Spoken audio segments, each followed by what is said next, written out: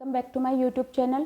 और गाइज़, आज मैं आप लोगों के सामने एक नए तरीके का सेशन लेकर आई हूँ, जिसके अंदर मैं आपको रोज़ 5 वर्ड्स वोकेबुलरी की करवाऊँगी।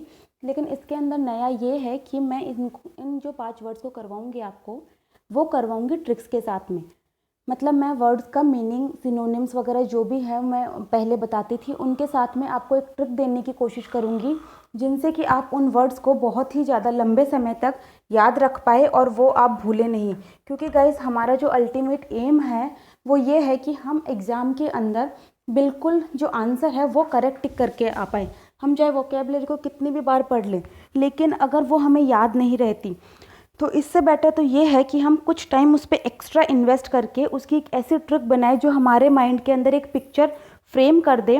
और जैसे ही हम उस वर्ड को याद करें तो उससे पहले हमारे माइंड में वो पिक्चर या फिर वो रिलेटेड ट्रिक स्ट्राइक हो, जिससे कि हम फटाफट कि इस वर्ड का मतलब हमने ये याद किया था और इस वजह से हम आंसर सही टिक कर पाए। ना कि ऐसा हो कि हाँ यार, ये हमने वर्ड पढ़ा तो था लेकिन हम इसको बिल्कुल भूल चुके हैं। तो guys, now without further edu let's get started. तो गाइज़, आज जो मैंने फर्स्ट वर्ड इंक्लूड किया है वो है वर्ड गज़ल। गज़ल को सबसे पहले गाइज़ मैं आपको थोड़ा अलग वे से जैसे बताने लगी हूँ, तो इसके अंदर हम देख लेते हैं कि ये पार्ट्स ऑफ स्पीच में किसके अंदर आता है। जैसे हम सभी को पता है कि 8 पार्ट्स ऑफ स्पीच होते हैं, तो ये गाइज आएगा वर्ब के अंडर। वर्ब आपको सबको पता होगा कि doing words are called verbs, मतलब जो भी शब्द क्रिया करने का कार्य करते हैं वो वर्ब कहलाएंगे। तो गज़ल एक तरीके से वर्ब है। तो अब आप चलते हैं हम इसके हिंदी मीनिंग की ओर कि आखिर वर्ड गज़ल का मतलब क्या होता है हिंदी के अंदर। तो गाइज, आप कह सकते हैं कि गज़ल मतलब होता है गबागब खाना, या बहुत ही तेज़ी से खाना या पीना, या बहुत ही जल्दी से और फास्ट उसको खाना, इसको हम कहेंगे गबागब खाना या गज़ल। तो गाइज़, अभी जैसे आप इस पिक्चर को देख पाएंगे, जैसे जीआईएफ मैंने इंक्लूड की है कि ये जो बंदा है वो जो पूरा का पूरा कैन उठा के मिल्क पीने लग गया है। तो एक तरीके से बहुत he is guzzling it, he is not eating it. Eating मतलब वो एक अलग तरीका है कि हाँ, वो खाने में इंक्लूड होगा, लेकिन गबागब बहुत जल्दी, बहुत फास्ट या फिर बहुत ज़्यादा एक साथ अमाउंट में लेके खा जाने को हम कहेंगे गजलिंग। तो आप इस पिक्चर को भी, जैसे ही गज़ल है तो हाँ, आप पिक्चर भी आपके माइंड में कहीं ना कहीं अब याद आनी चाहिए। और वैसे भी एक साइंटिफिक वे कहा गया है कि हम वर्ड से ज़्यादा हम पिक्चर को मेमोराइज जल्दी कर पाते हैं। इसीलिए मैंने मतलब ये सेशन इस तरीके से करना स्टार्ट किया है कि मैं पिक्चर्स वगैरह इंक्लूड इसके अंदर करूं। तो गाइज, अब चलते हैं सेंटेंस यूजेस की ओर कि इसका सेंटेंस यूजेस हम देख लेते हैं कि in the morning when we are late at work then we generally guzzle the food. तो मतलब जब भी हम लेट हो रहे होते कोई भी ऑफिस के काम के लिए, किसी भी काम के लिए, तो हम खाने को चबा चबा कर खाने के बजाय हम उसे गज़ल करते हैं। नाउ गाइस, फाइनली बारी आती है जिसके लिए मैंने ये अलग टाइप का सेशन शुरू किया है, वो है ट्रिक। तो गाइज, जब जो भी मैं ट्रिक आपको बताऊं, मे बी आपको फ़नी लगे या बिल्कुल वियर्ड लगे कि अरे यार ये क्या बोल दिया, बट अगर आप इसको रिलेट कर पाएँ तो आपके लिए बहुत अच्छा होगा। वो आपको मेन मोटो उसका अगर सक्सेस हो जाता है कि मार्क दिला पाए तो बहुत ठीक है। अदरवाइज़ आपको अगर मेरी ट्रिक नहीं अच्छे लगे तो आप अपनी वाली भी कोई ट्रिक बना के याद रखने की कोशिश कीजिएगा, क्योंकि थोड़ा सा ज़्यादा टाइम इन्वेस्ट करके अगर हम लॉन्ग टाइम के लिए वर्ड को याद रख पाएँ तो वो काफ़ी अच्छी चीज़ है। तो गैस, इसकी जो मैंने ट्रिक बनाई है वो है, आप गज़ल, ये जो वर्ड है ना गज़ल, गज़ल को आप हिंदी की गज़ल से रिलेट करिए और आप एक सेंटेंस को अपने दिमाग में पिक्चर बनाने की कोशिश कीजिए कि जैसे ये जो साइड में जो इंसान है ये इतनी जल्दी जल्दी दूध क्यों पी रहा है, क्योंकि इसको एक गज़ल के फंक्शन में जाना है, that's why he is guzzling the milk. Guys, वापस से मैं आपको रिपीट कर देती हूँ कि गज़ल के फंक्शन में इस बंदे को जाना है, इसलिए ये फूड को गज़ल कर रहा है। होप सो इस तरीके से आप याद रख पाएंगे। Now guys, let's move on to the next word. Now the next word is soliloquy. Soliloquy का सबसे पहले हम देख लेते हैं पार्ट्स ऑफ स्पीच क्या है। तो पार्ट्स ऑफ स्पीच के अंदर ये इंक्लूड होगा नाउन के अंदर। तो नाउन का गाइज मैं सबसे पहले आपको बता देती हूँ कि नाउन वो होते हैं, naming words are called noun. जिन भी शब्दों का हम नामकरण कर पाएंगे, जिन भी चीज़ों का, वो नाउन की कैटेगरी के अंतर्गत आएगी। तो सोलिलोक्वी एक नाउन है। और गाइज, अब हम चलते हैं इसके हिंदी मीनिंग की ओर। तो गाइज, आप लोगों ने सुना होगा जैसे जो आत्म भाषण या जो स्वागत भाषण या जो अकेले में दिया जाने वाला भाषण या जो अकेले खड़े होकर दिया जाने वाला जो भाषण होता है, उसे हम सोलिलोक्वी के अंदर काउंट करेंगे। तो गाइज, अब इसके बाद में हम देख लेते हैं इसके सिनोनिम्स क्या होंगे। सिनोनिम्स गाइज इसका होगा मोनोलॉग। मोनोलॉग की जो जो दोनों मैंने स्पेलिंग्स लिखी है वो बिल्कुल करेक्ट है। आप इसको याद रख सकते हैं क्योंकि ये कई बार स्पेलिंग करेक्शन में भी पूछे जाते हैं इस तरीके के वर्ड। तो गाइज अभी आप थोड़ा इमेज की ओर ध्यान रखें, इसको माइंड में पिक्चराइज करने की कोशिश कीजिए। जैसे ये बंदा क्या है, ये ही इज़ मतलब डूइंग सोलिलोकी की, ये जो आत्मभाषण दे रहा है एक तरीके से हिंदी ऑडिशन की स्क्रिप्ट अकेले में खड़े होकर पढ़ रहा है। और अगर इसका सेंटेंस यूजेस आप देखना चाहें तो वो हो जाएगा she is an expert at soliloquy, कि वह सोलिलोकी के अंदर एक्सपर्ट है, पारंगत है। तो गाइज अब चलते हैं हम इसके ट्रिक की ओर। ट्रिक मेन मोटो आज का यही है कि ये याद रहे। तो सोलिलोकी से आपको सबसे पहले वर्ड याद आना चाहिए सोलो। बस आप सभी लोगों ने सुना होगा जैसे ड्यूएट परफॉर्मेंस होती है, सोलो परफॉर्मेंस होती है। तो सोलिलोकी सुनते ही पिक्चराइज कीजिए सोलो को। जब भी सोलो परफॉर्मेंस होगी तो वो होगी सोलिलोकी। जब भी अकेले जो आत्मभाषण उसी को कहेंगे जो सोलो में होगा, और वो सोलिलोकी आपको याद दिलाएगा। तो गाइज होप सो आपको ये भी याद रहा होगा। Now guys next move ahead.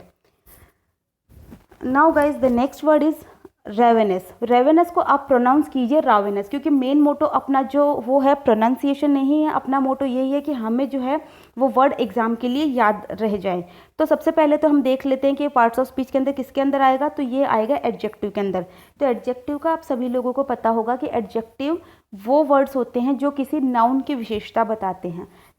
याद रखिएगा, ये नाउन की विशेषता बताते हैं, ना कि क्रिया की। क्रिया की विशेषता बताने वाले शब्दों को एडवर्ब कहा जाता है। अगर आपको जो भी मैं एक्स्ट्रा पॉइंट्स बता रही हूँ वो अच्छे लग रहे हैं तो प्लीज़ आप उनको साइड में नोट करते जाइए, अपनी एक नोट्स कॉपी पक्का बना कर रखिए। नाउ गाइस अब हम चलते हैं इसके हिंदी मीनिंग की ओर। हिंदी मीनिंग इसका हो जाएगा गाइस एक्सट्रीमली हंग्री, मतलब बहुत ही ज़्यादा भूखा, पेटू। लेकिन ये भूखा जो होगा वो नॉर्मल भूख नहीं होगी, नॉर्मल से ज़्यादा। मतलब जो नॉर्मल जो जीव है उनको जो एक्स्ट्रा में भूख लगती है उससे कहीं ज़्यादा।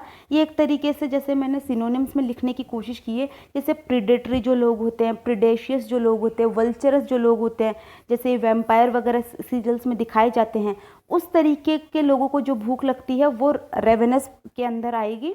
जैसे कि मैंने एक अपने महाभारत के जो माइथोलॉजिकल एक कैरेक्टर है भीम, उसका सेंटेंस यूजेस में आपको डालकर एक्सप्लेन करने की कोशिश की है। जैसे आप इसका सेंटेंस यूजेस देखिए, भीम्स एपेटाइट वॉज रेवेनस, मतलब उसको इतनी ज़्यादा भूख लगती थी उनको कि वो अपने भाइयों का और अपनी माँ का और सबका मतलब घर के आधा भोजन वो ही अकेले ही खा जाते थे।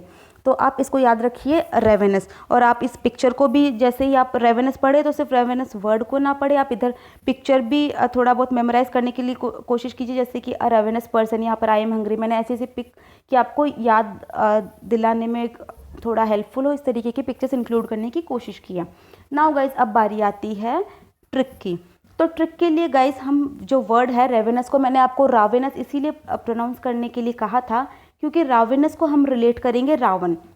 तो रावण का भी हम जानते हैं, जैसे रावण, कुंभकर्ण, इन लोगों को आप दिमाग में लाइए। और ये भी हमें पता है कि ये काफ़ी जाइजेंटिक क्रिएचर्स थे। जाइजेंटिक मतलब होता है बहुत बड़ा, विशालकाय जो जीव होता है ना, क्रिएचर मतलब जीव होता है। वैसे अगर आपको जैसे जो मैं एक्स्ट्रा वर्ड्स बोल रही हूँ ये भी आप साइड में नोट कर सकते हैं अगर आप चाहे तो रावण हमको पता है कि काफ़ी बड़ा जीव था, तो उसको काफ़ी ज़्यादा एक्सट्रीम लेवल की भूख लगती थी। तो आप कैसे याद रखेंगे इसे? आप याद रखेंगे कि रावण वॉज रावेनस, बस इतना सा आपको याद रखना है, रावण वॉज रावेनस। तो आपको याद रह जाएगा कि हाँ रावण बहुत ज़्यादा भूखा था, वो हमेशा खाता ही रहता था। Now guys let's move on to the next word. तो गाइज अभी जो मैंने नेक्स्ट वर्ड आपके लिए लिया है वो है सोवेनिर। सोवेनिर का सबसे पहले हम देख लेते हैं कि पार्ट्स ऑफ स्पीच क्या है। तो गाइज इसका जो पार्ट्स ऑफ स्पीच है वो है नाउन। नाउन का मैं आपको पहले बता ही चुकी हूँ कि नाउन क्या होते हैं। तो अब हम इसके हिंदी मीनिंग की ओर चलते हैं। हिंदी मीनिंग गाइज इसका हो जाएगा निशानी या फिर कोई यादगार चीज़। जैसे कि मैंने यहाँ पर लिखा भी है, a thing that is kept as a memory of something. तो गाइज जैसे अब आप थोड़ा इसको पिक्चर देख लीजिए आप कि हाँ सोवेनिर से हमने देखा था ताजमहल, और इसका सेंटेंस यूजेस हम पढ़ लेते हैं कि Shah Jahan built Taj Mahal as a souvenir of his beloved wife Mumtaz Mahal. कि शाहजहां ने जो ताजमहल था उसको एज अ सोवेनिर बनाया था अपनी वाइफ मुमताज महल के बारे में, जो कि हम सभी जानते हैं। तो सोवेनिर मतलब हो गया एक यादगार चीज़ के बारे में या ऐसी निशानी जो उसको मतलब मुमताज महल की याद दिलाए या उसकी याद में बनाया था हमने, एज अ मेमोरी ऑफ उसकी सुना हुआ है काफ़ी। तो गाइज़ अब चलते हैं कि हम आखिर इसको मेमोराइज़ कैसे करेंगे, कि हमें ये सोवेनिर वर्ड हम कभी भूले ना, इस तरीके से कैसे याद होगा।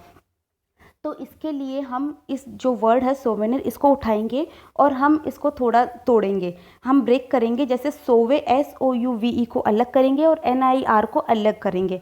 तो सोवे का बनेगा, सोवे मतलब होता है सोना, और NIR नीर, नीर मतलब जल या पानी। तो आप इसको रिलेट करेंगे वाटर से। तो अगर आप नॉर्थ इंडिया से हो तो ऑब्वियसली आप रिलेट कर पाओगे कि हाँ, नीर मतलब जल होता है, पानी होता है, सोवे सोवे मतलब सोना होता है। तो एक तरीके से अब आप जो मैं सेंटेंस बोलने जा रही हूँ उसको अपने माइंड में फ्रेम करने की कोशिश कीजिए कि सोवेनिर मतलब कि सोते ही जो हमारी आंखों में नीर ला दे, पानी ला दे, ऐसी चीज़ जो होती है कि जो हमें सोने पे, मतलब हम अगर उस चीज़ को देखें तो वो हमें उस चीज़ की याद दिला के हमारी आंखों में पानी ला सकती है, इमोशनल कर सकती है, किसी चीज़ की याद दिला सकती है। वो चीज़ क्या होगी? सोवेनिर होगी। तो इस तरीके से आई होप सो आपको ये चीज़ याद रह जाएगी। जैसे हमारे पास में भी किसी की कोई निशानी होती है और कई बार होता है ना कि हमें ऐसे सोते सोते आंखों में पानी आ जाता है कि उस चीज़ को याद करके, तो आप सोवेनिर को तोड़ के और सोवेनिर को इस तरीके से याद करने की कोशिश कीजिए। और अगर आपको ये वाली ट्रिक्स नहीं पसंद आई तो आप कुछ अपना कोई न्यू ट्रिक बना लीजिए और उस तरीके से आप याद करने की कोशिश कीजिए। Now guys the next word which I have taken is aghast. Aghast जो मैंने वर्ड लिया है वो सबसे पहले पार्ट्स ऑफ स्पीच के अंदर एडजेक्टिव के अंदर आएगा और इसका मैं मतलब आपको पहले ही बता चुकी हूँ। तो गाइज अब हम चलते हैं इसके हिंदी मीनिंग की ओर।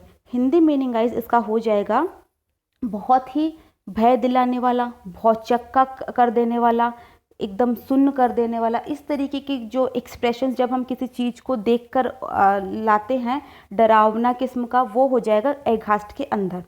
तो गाइज अब हम इसके सिनोनिम्स इंग्लिश में पढ़ लेते हैं क्योंकि कई बार सिनोनिम्स एंटोनिम्स में भी ये वर्ड पूछे जा चुके हैं। तो गाइज इसके जो सिनोनिम्स होंगे वो होंगे nonplussed, stunned, dumbfounded, terrified, horror struck. इसको भी आप अलग से नोट कर लीजिए। और अब हम इसका सेंटेंस यूजेस देखते हैं ताकि आपको थोड़ा और इसको रिलेट करके माइंड में बिठा पाए आप इसको। तो he was aghasted seeing the tiger at the main road. मतलब उसने जैसे ही मेन रोड के ऊपर टाइगर को देखा, और आप लोगों का भी पता भी होगा कि जो सिचुएशंस अपने कंट्री में चल रही है उसमें हमने काफ़ी बार देखा है कि लोगों के बजाय काफ़ी एनिमल्स दिख रहे हैं रोड्स पर, इन पर, जो कि जो भी है नेचर का एक रिवेंज आप कुछ भी कह सकते हैं। बट अभी हम सेंटेंस की ओर चलते हैं। He was aghasted seeing the tiger at the main road. तो आप नीचे जो ये इमेज मैंने ऐड की है इस बंदे की, तो इसका एक आप एक्सप्रेशन देख के आप एघास्ट को रिलेट कर सकते हैं कि जैसे इसने टाइगर को देखा मेन रोड पे, ये बहुत ही ज़्यादा एघास्टेड हो गया, ये बहुत ही ज़्यादा डर गया, स्टन्ड हो गया बिल्कुल, कि जैसे कहते हैं ना काटो तो खून नहीं, उस तरीके की सिचुएशन हो गई। तो इसे हम कहेंगे एघास्ट। नाउ गाइज अब हम चलते हैं कि आखिर हम इसको याद कैसे रख पाएंगे। तो गाइज याद रखने के लिए सबसे पहले आप एघास्ट के अंदर देखिए, आप घास्ट को रिलेट करेंगे घोस्ट से। घोस्ट आई सपोज आप सभी लोगों को पता होगा कि घोस्ट मतलब होता है भूतिया, भूतिया किस्म का जो कि डरावना होता है, जो कि हमें डरा देता है। तो आप एघास्ट को जब घोस्ट से रिलेट करके याद करेंगे, तो अभी मैंने इनके बारे में जितनी भी डिटेल है वो आपको बताई है, वो आप एग्ज़ाम में जब भी ऑप्शन देखेंगे तो फॉर श्योर आप लोगों को याद आ ही जाएगी।